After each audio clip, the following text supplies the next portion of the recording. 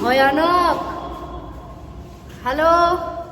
হেই হরে কৃষ্ণ বন্ধুরা, আমরা এখন যাচ্ছি পুরী লাইট হাউসে। এটা কিন্তু রয়েছে স্বর্গদ্বার থেকে, তোমাদেরকে ডান দিকে আসতে হবে, বিচ ধরেই আসতে পারবে, বালির উপর দিয়ে হেঁটে হেঁটে মোটামুটি 1 কিলোমিটারের মতো আসবে। তারপরে দেখবে এই যে তোমরা দেখতে পাচ্ছ হোটেলগুলোর নাম, এই সব হোটেলের এই দিকটাতে চলে আসবে আর এদিকেই আছে লাইট হাউস।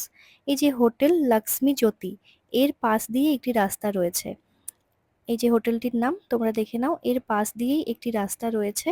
আর এটা কিন্তু খোলা থাকে দুপুর 3টে থেকে বিকেল 5টা পর্যন্ত, তারপরে কিন্তু বন্ধ থাকে সবার জন্য। তো যাই হোক, এই দিক দিয়ে আমরা চলে এলাম আর টিকিট লেগেছিল 10 টাকা, 3টে থেকে 5:30। তো 10 টাকা করে টিকিট লেগেছিল। এটা মোটামুটি 12 থেকে 15 তলার মতো উঁচু হবে। তো প্রথমে আসা নিয়ে আমি কিন্তু ভীষণ এক্সাইটেড ছিলাম, কারণ আমি ভাবতে পারিনি যে ওপরে গিয়ে আমার কি অবস্থা হবে। কারণ আমার একটু হাইটে ফোবিয়া আছে। তোমাদের কার কার আছে একটু আমাকে কমেন্টে জানাও দেখি। আমার তো ভীষণ ভয় লাগে হাইটে উঠলে। তো প্রথমে কিছুই মনে হচ্ছিল না, ভালোই লাগছিল। লাইট হাউসে উঠবো, পুরো পুরী শহরটাকে দেখা যায়, তো ওটাই দেখবো। তো এখানে যাওয়ার পরে একটু আমার গাটা ছমছম করে উঠলো, একটু ভয় লাগতে শুরু করলো। কারণ ওপরটা দেখো কতটা উঁচু। আমার তো এখানে দেখেই মাথাটা ঘুরে গেল প্রথমেই।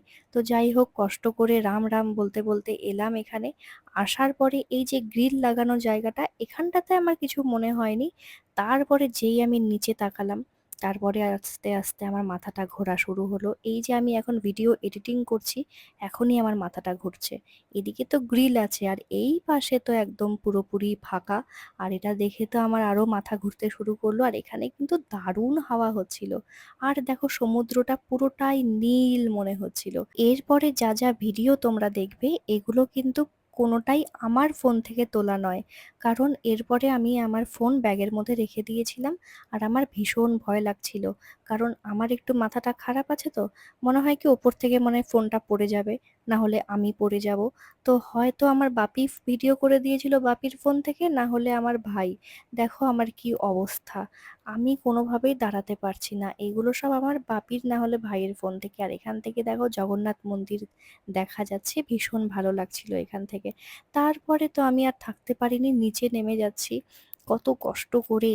ওঠার সময় তো কিছুই মনে হচ্ছিল না, কিন্তু নামার সময় আমার এতটাই মাথা ঘুরছে যে মনে হচ্ছে এখনই সিঁড়ি দিয়ে নিচে পড়ে যাব।